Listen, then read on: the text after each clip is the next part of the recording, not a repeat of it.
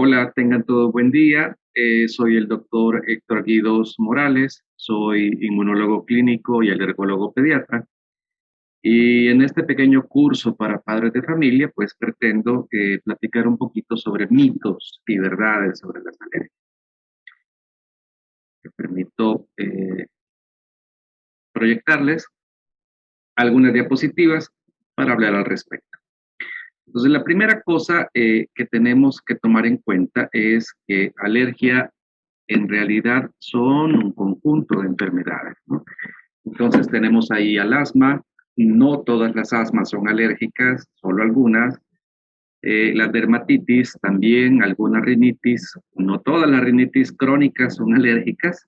Ahí tenemos algunas otras formas más comunes, ¿no? Las alergias a medicamentos, otros desórdenes inflamatorios, la anafilaxia, que es la única emergencia en alergología, también la alergia alimentaria y la urticaria, que de hecho les aclaro, la urticaria es cuando aparecen ronchas sobre la piel, no suele ser de origen alérgico precisamente, sino que suele ser de origen autoinmune. Y vamos a aclarar estos conceptos un poquito más adelante. Bueno, comentarles que la alergia, la alergología, que es el estudio de la alergia, viene a ser una de las especialidades más tomasinas.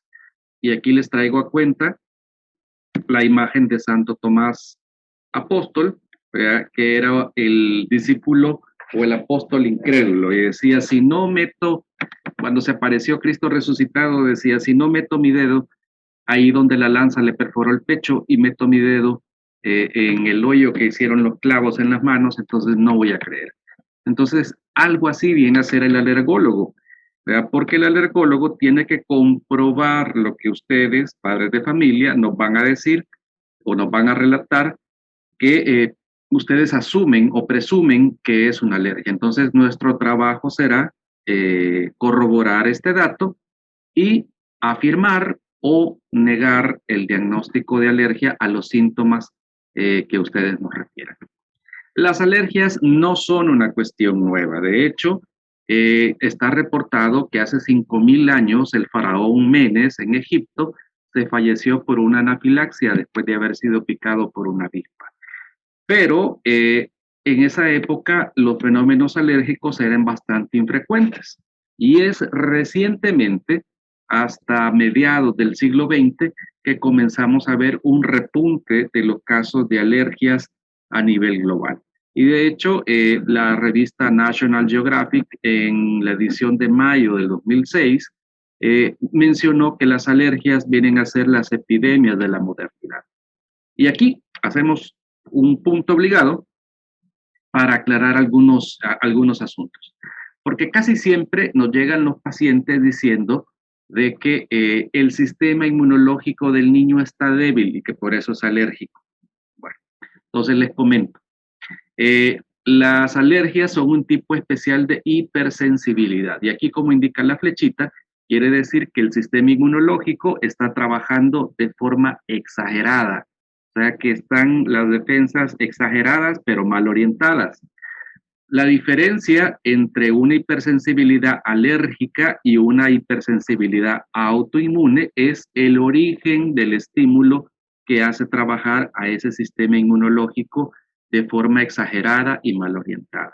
Si el estímulo es externo, eso se llama alergia, y si el estímulo que hace trabajar mi sistema inmune es de forma excesiva, es interno, entonces eso se va a llamar autoinmunidad. Entonces son dos conceptos que sí me interesa mucho que queden claros para el público en general. Ahora, ¿por qué? Regresamos al punto de por qué eran tan escasas las alergias en el pasado. Entonces, aquí les traigo un grabado que recuerda la Edad Media, la época de la Edad Media. En la época de la Edad Media estaba mal visto bañarse. Entonces, si ustedes recuerdan, la gente se bañaba apenas una o dos veces al año, y a veces aprovechaba toda la familia para bañarse el mismo día, y el primero que se bañaba era el papá y el último era el niño más chiquito.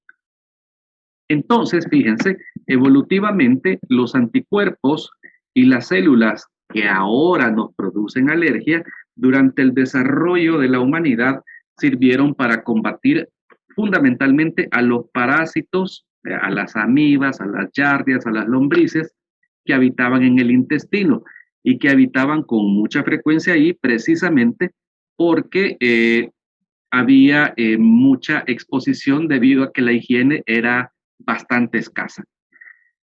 Con el desarrollo de la vida moderna, pues se fueron implementando diversas situaciones, se potabilizó el agua, se dispusieron las aguas negras, de repente ya teníamos agua para bañarnos todos los días, se instituyó mucho el lavado de manos, etcétera, etcétera, etcétera. Entonces, las enfermedades infectocontagiosas fueron reduciendo su aparición, pero simultáneamente esta reducción en la exposición a los microbios es en parte responsable del aumento general de las alergias en todo el mundo. Y por eso surge lo que nosotros ahora conocemos como la teoría de los viejos amigos, que antes se llamaba hipótesis de la higiene, y que dice fundamentalmente, un niño mientras más limpio es, más chance de tener alergias presenta. Y al revés, mientras menos limpio es, entonces más probable es que no tenga alergias. Entonces, esa es una cuestión que vamos a intentar explicar en las siguientes diapositivas, ya más adelantito. ¿Qué otros conceptos importantes es fundamental que ustedes como papis entiendan? Básicamente estas tres cosas que están bastante relacionadas, pero que no son lo mismo. A veces nos llegan los niños a la unidad de alergia del Hospital Bloom y dicen el niño, motivo de la referencia, atopia. Entonces les aclaro, atopia no es motivo de referencia. No es motivo de referencia porque atopia solo es la predisposición genética para padecer una alergia, para sensibilizarse y responder con un anticuerpo de tipo IgE, que es el que participa en este grupo de enfermedades. Pero eso no basta. Hay que tener dos cosas. Primero, la predisposición genética para padecer una alergia y segunda, hay que padecer o hay que tener las condiciones medioambientales idóneas para que primero ocurra un proceso de sensibilización. Y la sensibilización ocurre cuando nosotros entramos por primera vez en contacto con un alérgeno, con una sustancia que es capaz de producir alergia. Ojo, a este punto también me permito aclarar, habitualmente el alérgeno debe ser una proteína. Entonces, frases tan coloquiales como alergia a la lactosa son incorrectas, porque la lactosa, en todo caso, es un carbohidrato, es un azúcar. Entonces, no puede existir de forma habitual alergia a los carbohidratos. Entonces, cuando entra en contacto este alérgeno por primera vez con nuestro cuerpo, eso se llama sensibilización. Entonces, eso se prepara, eso es como la fase preparatoria de la respuesta exagerada, que es la que va a caracterizar a la alergia. Es una hipersensibilidad inmunológica mediada por anticuerpos IgE o por algunos glóbulos blancos que se llaman linfocitos. Ahora la pregunta del millón. Si yo vengo de una familia atópica, obligatoriamente voy a tener una alergia y la respuesta es no. ¿Ya? Y lo mejor que se ha visto, fíjense, ha sido el ejemplo de los gemelos idénticos que vienen de un solo embrión, que han tenido una sola placenta, un solo saco vitelino, etcétera. Entonces, lo que hemos visto aquí en mi consultorio incluso es que hacemos pruebas de forma simultánea a dos hermanitas, gemelitas idénticas, ¿verdad? Y de ellas solo una resulta con pruebas de alergia positiva. Cuando nosotros exploramos en reversa la historia personal de cada una de las niñas, a veces encontramos de que detalles tan chiquititos como que una niña se chupaba el dedo, influyen en que esa niña no padezca alergia. Y me van a preguntar, ¿qué tiene que ver chuparse el dedo? Porque el dedo anda por todos lados, anda llenándose de mugre y después el niño se lo mete a la boca. ¿Ya? Entonces, vuelvo y les repito, la exposición o la falta de exposición a los microbios es precisamente la que se relaciona con las alergias. Y valga la pena aclararles y agregarles, los niños que se chupan el dedo pueden padecer menos de alergia. Otro dato interesante que me permito comentarles en este punto es que se hicieron varios experimentos en Finlandia. Fíjense, en uno de ellos dividían un grupo de pacientes, ya todos usaban el chupón, el chupete, el pacifier, y a la mitad de los papás le decían limpie el chupete como usted habitualmente lo hace. Entonces ese grupo de papás le echaban agua hervida, lo metían al microondas, etcétera. Y al otro grupo de pacientes le decían cuando el chupete caiga al piso, usted lo recoge, lo chupa y se lo vuelve a meter al niño. Entonces hicieron un seguimiento largo, y el grupo que resultó con menos alergias era donde el chupete caía al suelo, el papá lo recogía, lo chupaba él y se lo volvía a meter al niño. Entonces volvemos a ver la importancia y la enorme influencia que tiene la exposición a los microbios. Pero no solo la exposición a los microbios, fíjense, esa exposición a microbios debe de ocurrir incluso antes del nacimiento. ¿Ya? Entonces ya sabemos de que la placenta, el líquido amniótico y demás está lleno de microbios también, y esos pueden incluso influir en el momento de inicio del trabajo del parto. Pero, ¿qué otra cosa se ha visto? ¿Quién padece más de alergia? ¿El que nace por vía vaginal o el que nace por vía cesárea? Obviamente, es un dato que a lo mejor ustedes ya conocen. El que nace por vía cesárea tiene más chance de padecer alergia, ¿no? Y precisamente los primeros microbios que habitan la pancita del niño, si nace por vía cesárea, se parecen a la piel del abdomen de la mamá, y si nace por vía vaginal, estos primeros microbios del intestino se van a parecer a la vagina de su madre.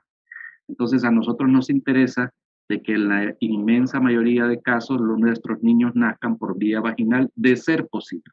En algunos países sabemos que en algunos casos eso no es posible, ¿ya? Pero en algunos países lo que hacen, fíjense, es que cuando se decreta que la mami va a tener cesárea, en ese momento le ponen un tampón en la vagina a la señora, ¿ya? Y en el momento en el que el bebé nace por cesárea, se lo llevan a la cuna térmica, ¿ya? Extraen el tampón de la vagina de la mami y se lo frotan en la cara, se lo meten a la boca, etcétera, etcétera, para tratar de reproducir la exposición que ese niño tendría a los microbios que habitan la vagina de su madre.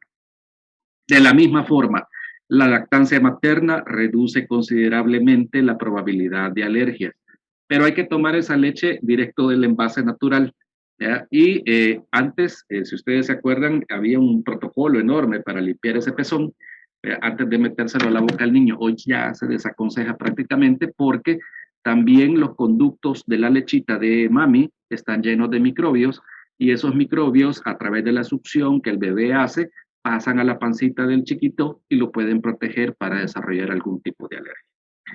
Y no solo, estos microbios, fíjense, no solo permiten protegerse contra las alergias, sino que se ha visto de que tienen influencia en todos los órganos. Los niños que tempranamente utilizan antibióticos están más propensos de padecer obesidad, por eso aparecen estas células de grasa que se llaman adipocitos. Existe algo que se llama eje intestino-pulmón, en donde de acuerdo al grupo de microbios que habitan el intestino, pues así será el tipo de enfermedad pulmonar que pueda presentar un paciente. Y lo mismo pasa en corazón, cerebro. En cerebro, les comento, actualmente se maneja que a lo mejor parte de la epidemia de autismo que tenemos en la modernidad se deba al desequilibrio de esta comunidad de microbios, que se llama microbioma o microbiota, ¿ya? Lo mismo pasa con el hígado, el músculo, el riñón y también con la piel, ¿ya? Bueno, y lo que les decía al principio, no toda la rinitis es alérgica, ¿no? Entonces, para comprobar si una rinitis es de origen alérgico, tenemos que hacer las famosas pruebas de alergia, pero también pueden existir todos estos tipos de rinitis. Miren, rinitis senil, o sea, cuando ya estás viejito, literal, se te pelan los cables de los nervios y entonces eso te puede producir descarga continua de moco. La rinitis gustatoria, esa ya la hemos padecido todos. Nos echamos algo picante e inmediatamente empezamos a chupar moquitos, vea, porque se nos afloja la nariz. La rinitis hormonal, ¿verdad? Eso lo ven las señoras en el último trimestre del embarazo, que están demasiado congestionadas y llenas de moquitos. La rinitis ocupacional, a veces las cuestiones que se asocian mucho a contaminantes nos pueden producir inflamación local.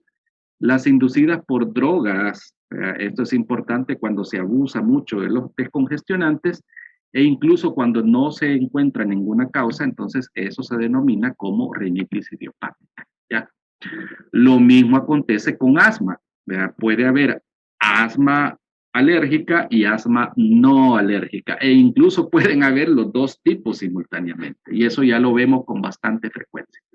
Ahora, en quienes nos va a servir la prueba de alergia y la famosa inmunoterapia, que es mal llamada vacuna para alergia, pues nos va a servir precisamente en el asma alérgica de tipo TH2, así como está esta aquí, ¿verdad? Mediada por el anticuerpo que les comenté al principio que se asociaba con la producción de alergia, que es la IgE. Entonces, cuando tenemos cualquiera de estos casos, ya sea rinitis o asma, en donde presumimos de que hay trabajo de ese anticuerpo que se llama IgE, pues entonces es que hacemos las famosas pruebas de alergia. Nosotros, algunos habrán visto la bandeja que nosotros tenemos, son sustancias alergénicas, cada botecito es un alérgeno, y vamos poniendo una gotita sobre el antebrazo o sobre la espalda del niño. Y después, con un instrumento especial, hacemos un piquetín. Esperamos 15 minutos y si la prueba de alergia es positiva, entonces va a aparecer una roncha que va a medir 3 milímetros, se va a poner rojo alrededor y va a picar. Entonces aquí vemos otra prueba positiva. Miren, esta niña es un ejemplo clásico de por qué tenemos que hacer pruebas de alergia, aunque sean chiquititos estos chicos. Esta niña tenía una dermatitis atópica y le habían dicho que ella era alérgica a la proteína de leche de vaca y había desfilado por todas las marcas comerciales de hidrolizados de leche. Cuando hicimos las pruebas de alergia, sorpresa, estas dos ronchas eran las de huevo, ¿ya? No tenía nada que ver la leche en su problema, ¿ya? En el caso de que no queramos hacer las pruebas de alergia, entonces enviamos los anticuerpos IgE específicos para cada alergeno, pero les comento de que esto es un procedimiento que es mucho más caro, ¿ya? Y sobre la edad a la que o la edad a la que ya se pueden hacer las pruebas de alergia se pueden hacer a cualquier edad. En el primer año de vida las hacemos sobre todo a los alimentos. Entonces aquí ven leche, clara de huevo, yema de huevo, soya, trigo y el control positivo. Entonces cuando tenemos este escenario de niños de menos de un año en donde sospechamos alergias alimentarias mediadas por anticuerpos de tipo IgE, entonces podemos hacer incluso desde el primer mes de vida este tipo de pruebas, ¿ya? Y ahora, las famosas pruebas a los alergenos que entran por el aire que respiramos, ¿qué onda con ellas? Comentarles. Habitualmente probamos cerca de 4 cosas, los pólenes de plantas, los hongos o mohos, los animalitos grandes, perro, gato, animales con plumas, y los insectos, plica, los ácaros, ¿ya? Entonces eso es lo que habitualmente probamos. Las plantas bonitas, las plantas que provocan o que floran, que tienen floración, habitualmente esas se polinizan a través de los insectos, ¿verdad? Entonces acuérdense que la ciencia que estudia los insectos se llama entomología. Entonces los pólenes que utilizan a los insectos se llaman pólenes entomófilos, ¿ya? Pero nosotros no exploramos esos en las pruebas de alergia, ¿ya? Porque estos pólenes son bien grandotes y rápido se caen al piso, no flotan en el aire, ¿ya? Sino que van prendidos aquí a la piel de la abejita. Lo que probamos son pólenes anemófilos, o sea, que no utilizan insectos. Y estas son plantas feas que nadie cultiva, ¿ya? Que de repente nacen sin que usted las haya sembrado y que habitualmente se conocen como mala hierba. ¿Ya? Entonces aquí vemos un grupo de plantas de esas que se llaman quenopodiáceas, el más representativo es el epazote, el Quenopodium album, y este otro es Atriplex, que es también una especie que habitualmente probamos. Y las otras especies que probamos son las gramíneas. Aquí vemos la grama común, que es la bermuda gras o capriola, que es una palabra italiana que quiere decir carambola, y se le dice así porque cuando ustedes siembran esa plantita, la grama común, siembran la pita y las hojas van saliendo por todos lados. Entonces, y este es otro ejemplo de las gramíneas que probamos, el mozote, que es el Timothy grass. También probamos cosas un poquito sacadas aparentemente de onda, ¿verdad? Como el maíz, ¿verdad? Pero no probamos esta parte del maíz, sino que probamos lo que nosotros coloquialmente conocemos como ajuate, que es el polen. Este ajuate o polen del maíz es precisamente el responsable de que ustedes de repente en una casita de un pueblo del interior del país vean de que ha nacido una mazorca en el techo, en medio de las tejas. Y es precisamente porque ahí un granito de polen de aguacate llegó y logró instalarse, ¿no? Y estos son los famosos ácaros. Estos son los ácaros del polvo. Son arácnidos, no son insectos, y estos señores son responsables de comerse todas las escamas de piel que todas las personas tiramos todos los días. Entonces recuerden, como les dije al principio, los anticuerpos y las células que provocan las alergias habían sido originalmente diseñadas para combatir a los parásitos, sobre todo los parásitos intestinales. Pero ¿qué pasa cuando comenzamos a vivir limpios y de repente cuando comenzamos a desparasitar de forma sistemática? Pues entonces esas células y esos parásitos se quedan sin trabajo y comienzan a buscar a quién molestar. Y entonces en los últimos ciento y tantos de años encontraron que los que estaban bastante abundantes para molestar eran las proteínas derivadas de los ácaros del polvo, y es cuando comienzan a aparecer sistemáticamente las alergias. ¿Y qué pasa con los animales? Bueno, a los animales también se les puede hacer prueba de alergia, les comento, ¿ya? También pueden padecer de alergias, pero eso es harina de otro costal. Ahora, vamos a platicar del efecto protector que tienen las mascotas cuando los niños se exponen de forma temprana a los alergenos de perro, de gato. Desde hace 20 años está publicado en un estudio sudafricano de que existe efecto protector cuando el bebé saliendo de la maternidad llega a la casa y en esa casa habitan ya al menos 2 perros y un gato. Entonces ese niño está relativamente protegido para padecer alergias de forma subsecuente, precisamente porque tiene una buena exposición a los microbios que hemos venido comentando. ¿Y qué decir sobre la alergia alimentaria? La más incomprendida de las alergias es precisamente la alergia alimentaria, pero existen solo 8 alimentos que producen alergia alimentaria. En niños chiquitos son importantes la leche, el huevo, el trigo y la soya, ¿ya?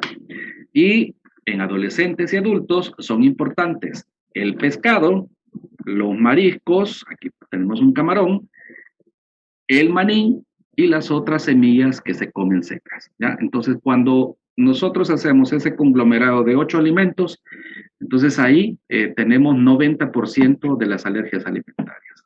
Sí puede aparecer alergia a otra cosa, ¿no? Eso no es, no es una cuestión que salga totalmente de la cotidianidad, pero es mucho más infrecuente. Y acuérdense siempre, el alergólogo va a intentar comprobar, ya sea haciendo pruebas de alergia o dando de comer el alimento o la sustancia que ustedes creen que está involucrada en dar problemas.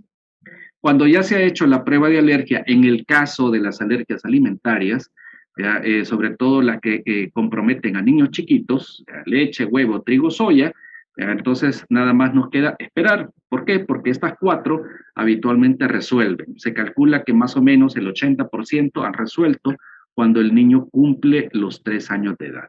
Pero vale la pena que cuando lo mandemos al jardín infantil, entonces ese niño tenga una identificación para que la persona que está a cargo del cuidado durante el día sepa lo que no debe de dar.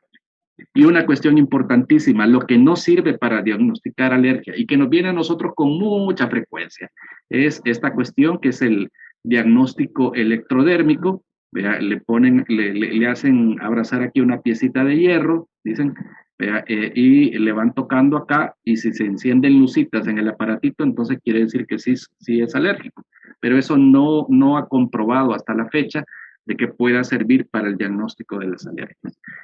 Otras cuestiones que no sirven para el diagnóstico de alergias, las pruebas de citotoxicidad, la lectura del iris del ojo, la kinesiología y una cosa que salió hace un par de años, las IgG4 específicas. De hecho, esto lo que está revelando es que usted es tolerante al alimento.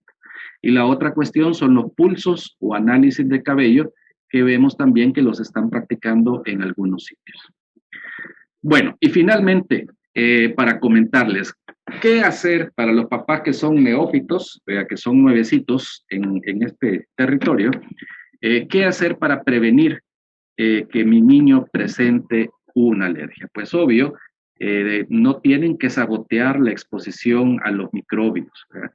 Se ha visto de que mucha de la sensibilización alérgica ocurre a través de la piel, entonces esa piel de ese bebé tiene que estar permanentemente humectada, usando sobre todo cremas emolientes. Hay que evitar los irritantes tóxicos, humo de cigarrillo, humo de leña, el humo de los vehículos automotores, etcétera. La forma de alimentación tiene que ser lo más natural posible y evitar sobre todo los alimentos altamente procesados. Y la lactancia materna es imprescindible. Todo esto se enfoca en este punto, que es promover en la medida de lo posible la vida más natural, ¿ya? Y eso es precisamente lo que ahora les traigo en mi plática. Ahí están mis contactos, este es mi número telefónico, contesto WhatsApp y Telegram por si ustedes desean concertar una cita para platicar más sobre ese asunto, o si ustedes tienen una duda respecto al estado de salud de sus niños. Y ahí están mis contactos en redes sociales, podemos interactuar también a través de estos medios. Muchas gracias, gracias por asistir y gracias por la oportunidad de dirigirme a todos ustedes, y también dar las gracias al comité organizador del Congreso Nacional de Pediatría 2021 para darme la oportunidad de participar en este curso para padres.